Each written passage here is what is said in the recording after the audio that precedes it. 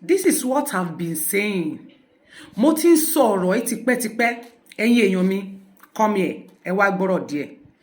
Ṣé mọ̀ pé nígbà tí ọ̀rọ̀ election ṣẹlẹ̀, ẹlòmíì yín gan wọn fún yín lówó, ṣùgbọ́n torí pé ẹ fẹ́ yọnu, ẹ fẹ́ kó èrò, ẹ fẹ́ káwọn èèyàn gbọ́ yín, ẹ fẹ́ kán mọ̀ pé yín náà jà fún yàn, ẹ máa sọ̀rọ̀ sáwọn tó jù yín lọ.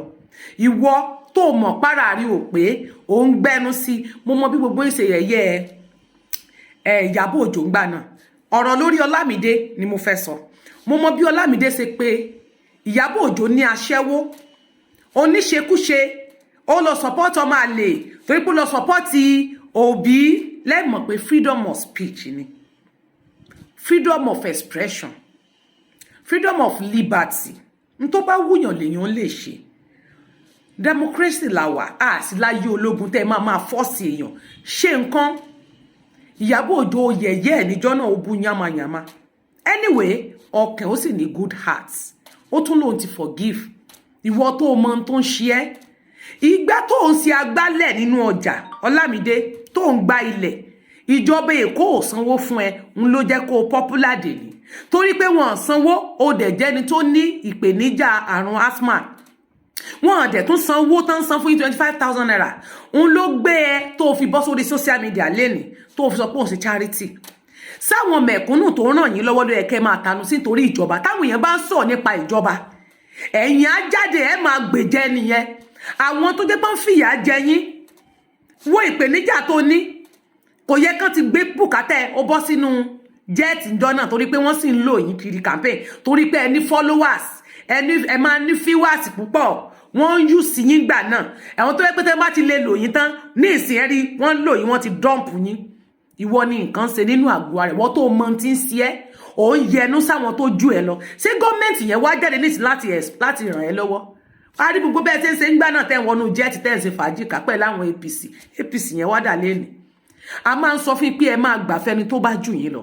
Ẹ mọ́ dédé máa báyàn já nítorí àwọn olóṣèlú yìí, wọ́n mọ bí tán ti ń pàdé. Àwọn eléyìí ò bára wọn jà, ẹ̀yin lẹ máa bá wọn ara yín tẹ́tẹ́ máa sọ oríṣiríṣi sáwọn èèyàn yín, ẹ máa insult àwọn èèyàn.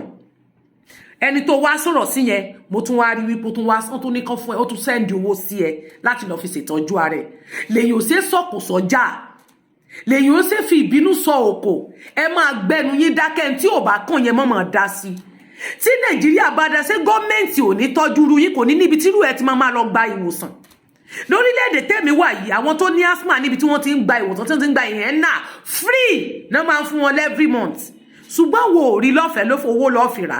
Ẹ bá mi gbọ́ ohun tí Ọlá. Omi ò Ìkẹjà mi wà yìí, Ìkẹjà mi wà yìí, mo bá yẹn ló dẹ̀ ń bọ́ mi. Ìkẹjà mi wà yìí because I don't know what to say again. Bí ìwọ kọ́ tí mi lè ṣe bọ́, bí ti bẹ̀yẹ jù ẹ jẹ́ kí ayé mi, ẹ jẹ́ kó ní tù, ẹ jẹ́ kí n ní fọkànbalẹ̀. Ìyàwó bá mi jà, ọmọ bá mi jà, mi ní ẹniwò láti lọ, family bá mi jà, everybody bá mi jà, APC bá mi jà, Labour Party bá mi jà, nítorí pé mi búlì Ìyábọ̀ Òjó.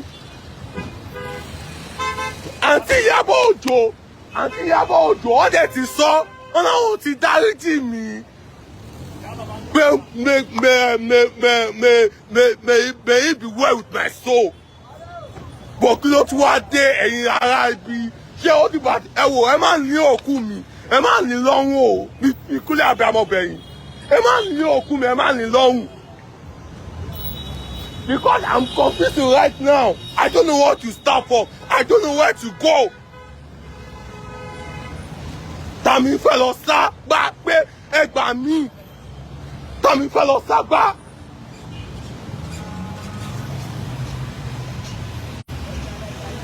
Ẹ jọ̀ọ́, I am kneeling down on the pulpit. Mi ṣe rí. I have never done it before. Mi ṣe rí. But I have to do this. Tẹ́tí bá kúnlẹ̀ lójú títì. This is a pulpit. Gbogbo ẹ̀yin mídíà pátápátá. Èmi Ọlámídé kúnlẹ̀ lójú títì. Ojú títì mi wà yìí mi kúnlẹ̀. This is an express mi kúnlẹ̀ báyìí. Gbogbo ẹ̀yin mídíà tẹ post fídíò mi. Ẹ bọ́lá post fídíò yìí, tẹ bá post fídíò yìí. That means dem pay partial. I am kneeling down to beg everybody. Mi ṣẹ̀yìn o. èyí tí mi mọ̀ pé mi ṣe o èyí tí mi mọ̀ pé mi ṣe o ẹ jọ̀ọ́ torí Ọlọ́run I am begging you forgive me ẹ dáríjì mi ẹ dáríjì mi ẹ jọ̀ọ́ ẹ dáríjì mi gbogbo ẹ̀yin this lover gbogbo ẹ̀yin Instagram creator gbogbo ẹ̀yin YouTube creator oyin ìkúnlẹ̀ mi wà yìí ẹ wo àwọn èèyàn tó ṣe ń wò mí ẹ wo public àwọn èèyàn tó ṣe ń wò mí I'm kneeling down on my knee begging everybody both Labour Party and APC forgive me I don't know anything wàhálà yìí ti pọ̀ jù 20 yìí ti pọ̀ jù ní ayé mi election ti tán election ti tán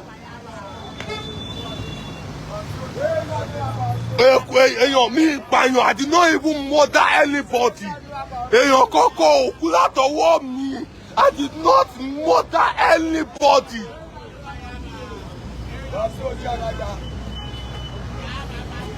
ẹ wo bí mi ṣe pariwo lọ́dún títì forgive me forgive me kò tẹ̀ tẹ́lifọ̀n tó fẹ́ lísì sí mátà mi I called Aunty Yinka TNT mi mọ̀ pé she's a good mother to me àwọn náà jẹ́ kí n wà lórí Facebook ìgbà tí mi gbọ́ pé wọ́n wà Nàìjíríà I be sending her a message calling her on WhatsApp be calling me I know she's gotten angry at me Aunty Yinka TNT ẹ jọ̀ọ́ torí Ọlọ́run I am begging ẹ jọ̀ọ́ torí Ọlọ́run ẹ jẹ́ n kúnlẹ̀ lójú títì tẹ́lẹ̀ rí pé I am sorry with all my heart tẹ́lẹ̀ rí pé I am sorry with all my heart. Ojú títí mi wà yìí.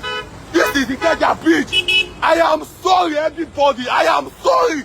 Kneeling down on the Ikeja bridge. I am kneeling down on the Ikeja bridge. Begging everybody. I am sorry with all my heart.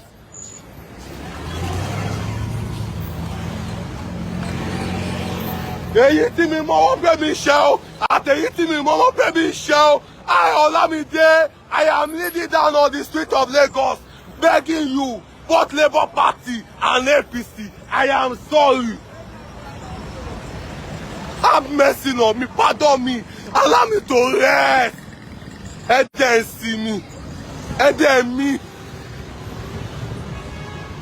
Èyí tí mi ṣe ń fẹ́ pẹ̀lú ìyàwó àtọmọ mi, tí mi ṣe ń fẹ́ pé kí ẹ̀mí sí padà wá ní ayé mi pẹ̀lú ọmọ mi jọ káàsì my baby girl. Ìyẹn ìhòòníyàn ò tí kò lọ́kàn mi.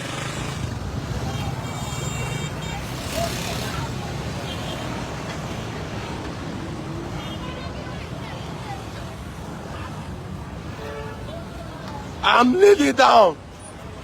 This is me. I am kneeling down.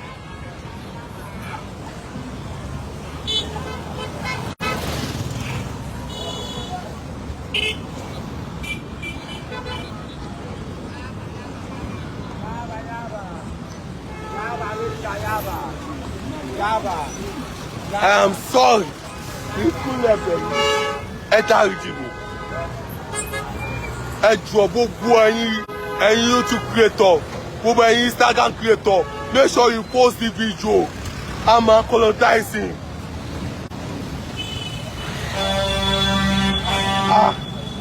Oyin street mi wà yìí, Oyin street of Lagos.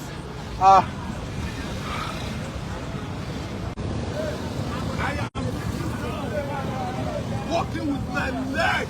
I want to be there for my mom. Kneeling down, walking with my leg.